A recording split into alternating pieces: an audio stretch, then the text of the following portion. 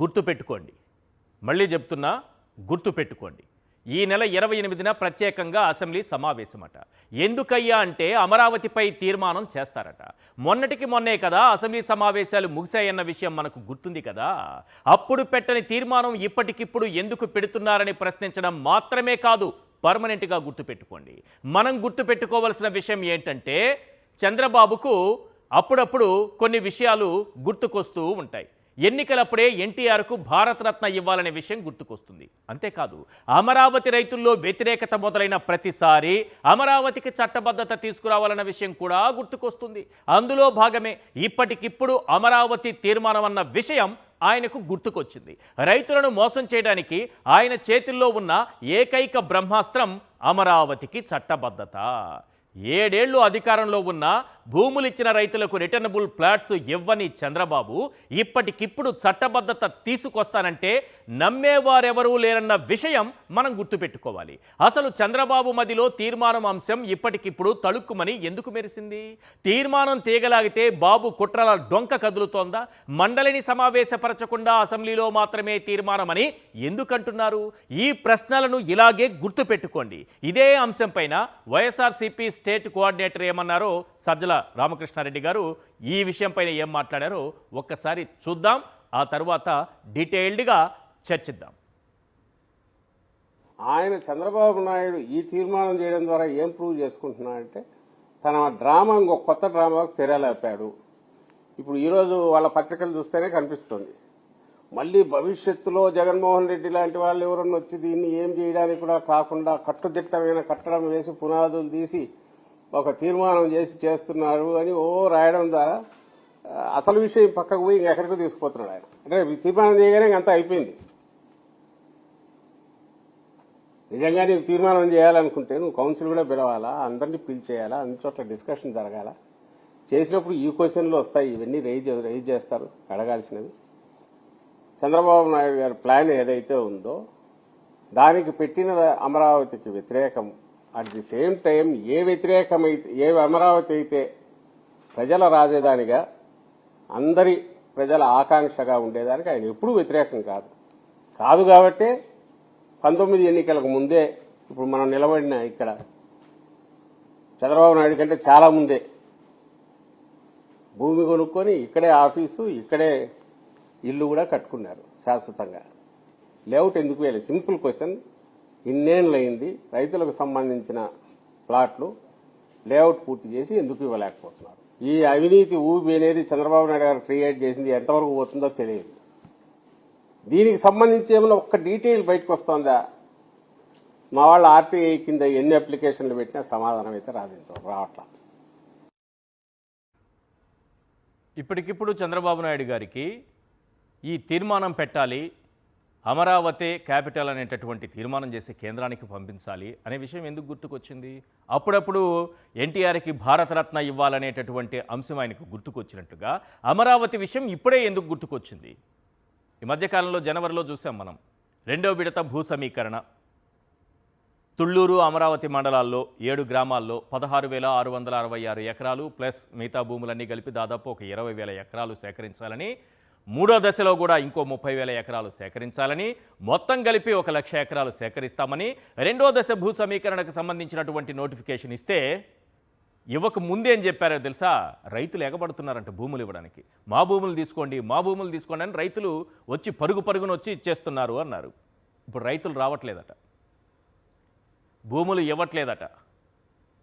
చంద్రబాబు నాయుడు గారు అక్కడ రైతులకు చేస్తున్నటువంటి అన్యాయం, ఈ అన్యాయంపైనే వాళ్ళు నిలదీస్తున్నారు. రైతులకు ఏం అన్యాయం చేశారు? మొదటి విడతలో ఇచ్చినటువంటి రైతుల్ని త్యాగదనులని పొగిడారే కానీ వాళ్లకు ఇస్తానన్న హామీలు ఏమన్నా నెరవేర్చారా? మొదటి విడత రైతులు ఇచ్చినటువంటి భూముల్ని తీసుకుని వాళ్ళకి రిటర్నబుల్ ప్లాట్స్ ఇస్తానన్న అంశంతో పాటు చాలా హామీలు ఇచ్చారు. చెప్పాడంటే చేయడంతే, సింపుల్ సార్. ఈ లైన్ నోట్ చేసి పెట్టుకోండి. మనం సినిమా చూసాం, లేదంటే ఇట్లాంటి డైలాగ్స్ చాలా విన్నాం.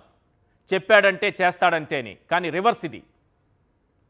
ఎందుకంటున్నానంటే మొదటి విడత రైతుల్ని, అంటే మొదటి విడత భూములు ఇచ్చినటువంటి రైతుల్ని చంద్రబాబు నాయుడు గారు ఏ రకంగా దగా చేశారు, ఏ రకంగా మోసం చేశారు, ఇప్పటికీ వారికి అన్యాయం ఏ రకంగా చేస్తూనే ఉన్నారన్న అంశానికి సంబంధించి కొన్ని పాయింట్స్ చెప్తాను. ఒక జీవో రిలీజ్ చేశారు ఆ రోజున, మీకు ఈ హామీలన్నీ నెరవేరుస్తాను భూములు ఇస్తేనని.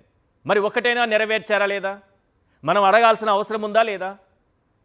అడుగుదాం, ఒక్కసారి చూద్దాం ఏమేమి వాళ్ళకి హామీలు ఇచ్చారన్నది. ఎన్ని ప్రామిస్లు ఉన్నాయంటే చాలా ఉన్నాయి. అందులో కొన్ని కీలకమైనటువంటివి, ముఖ్యమైనవి 10 పాయింట్స్ మాత్రమే. ముఖ్యమైన హామీలు, ముఖ్యమైన ప్రామిసెస్ ఒక 10 మాత్రమే తీసుకుంటున్నా. ఎస్, నంబర్ 1, భూములు ఇచ్చిన రైతులకు 3 ఏళ్లలో డెవలప్ చేసిన రిటర్నబుల్ ఫ్లాట్స్ ఇచ్చారా సార్? 3 ఏళ్లలో అంటే 2015లో తీసుకొని 18 కల్లా ఇవ్వాలి. ఇచ్చారా? ఇవ్వలేదు. భూములు ఇచ్చిన రైతులకు ఉపాధి మరియు జీవనోపాధి భద్రత ఏం కల్పించారు సార్? ఊర్లో వదిలి వెళ్ళిపోతున్నారు.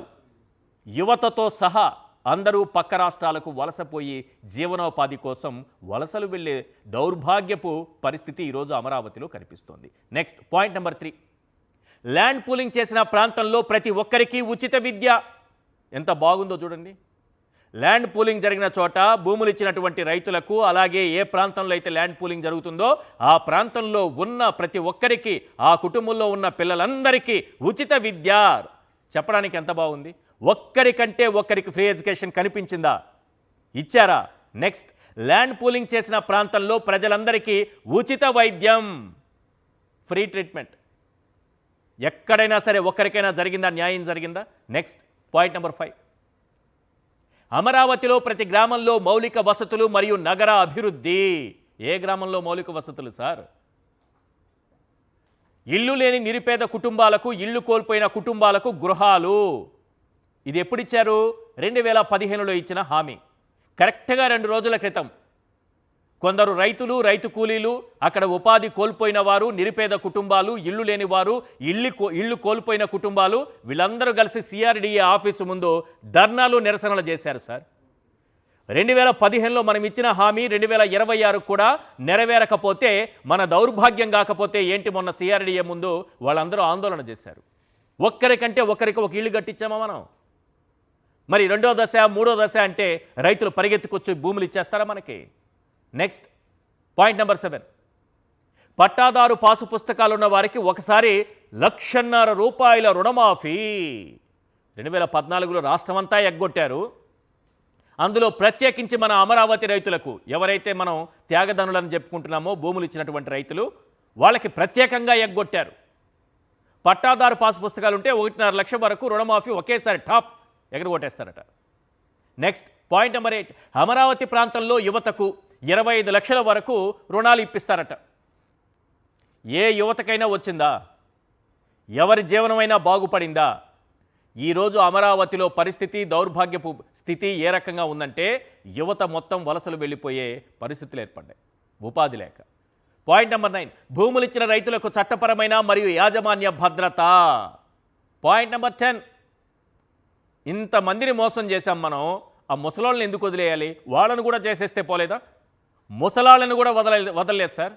రైతుల్ని, మహిళల్ని, యువతని, ఆఖరికి చిన్నపిల్లలకి ఉచిత విద్య అన్నాం, వాళ్ళని మోసం చేశాం. రోగుల్ని ఉచిత వైద్యం అన్నాం, వాళ్ళని మోసం చేశాం. ఆఖరికి ముసలాళ్ళని కూడా వదలకుండా వాళ్ళని కూడా మోసం చేశాం. ఎలా? ఇలా అమరావతి ప్రాంతంలో వృద్ధులకు ఓల్డేజ్ హోములు ఎన్ని కట్టారు సార్? 2015 నుంచి ఎన్ని ఓల్డేజ్ హోములు కట్టారు? ఎంతమంది వృద్ధులు అక్కడ ఉన్నారు? ఇది పరిస్థితి. కాబట్టి ఇప్పుడు 2వ దశలో ఈ మోసాన్ని గ్రహించిన తరువాత, కేవలం కాంట్రాక్టుల ముసుగులో దోపిడీ తప్ప ఇక్కడ ఏమీ లేదని తెలిసిన తరువాత 2వ దశ భూ సమీకరణానికి రైతులు ముందుకు రాకపోవడంతో ఇప్పటికిప్పుడు చంద్రబాబు నాయుడు గారి మదిలో ఈ తీర్మానం అనేటటువంటి అంశం మెదిలింది. ఈ పరిస్థితుల నేపథ్యంలో ప్రధానంగా 10 ప్రశ్నలు మనకు వినిపిస్తున్నాయి. ఒక్కసారి ఆ 10 ప్రశ్నలు స్క్రీన్ పైన చూద్దాం. ఎస్, క్వశ్చన్ నెంబర్ 1, రైతు వ్యతిరేకతను కప్పిపుచ్చుకోవడానికే తీర్మానమంటూ డ్రామాలు ఆడుతున్నారా లేదా? నారావారి నాలుక నిజం చెప్పాలి. క్వశ్చన్ నెంబర్ 2, గతంలోనూ ఇలాంటి తీర్మానం చేసి కేంద్రానికి పంపి చేతులు దులుపుకున్నారా లేదా? నారావారి నాలుక నిజం చెప్పాలి. క్వశ్చన్ నెంబర్ 3, 2018 నాటికి 55,000 కోట్లతో అమరావతి తొలి దశ పూర్తి చేస్తామని హామీ ఇచ్చారా లేదా?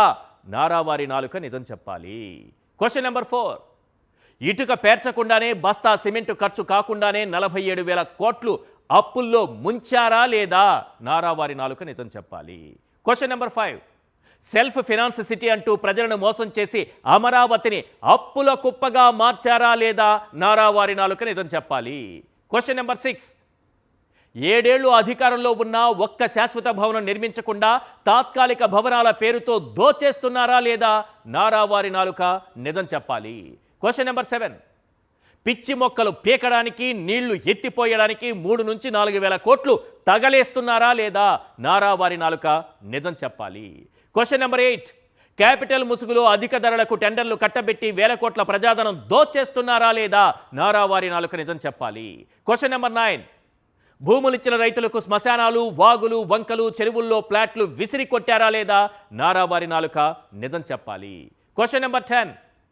మీరు చేసిన మోసాన్ని తట్టుకోలేక రైతుల గుండెలు ఆగిపోతున్నా దుర్మార్గంగా వ్యవహరిస్తున్నారా లేదా? నారావారి నాలుక నిజం చెప్పాలి. ఈ అంశాలన్నిటిపైన క్లియర్గా మాట్లాడుకుందాం.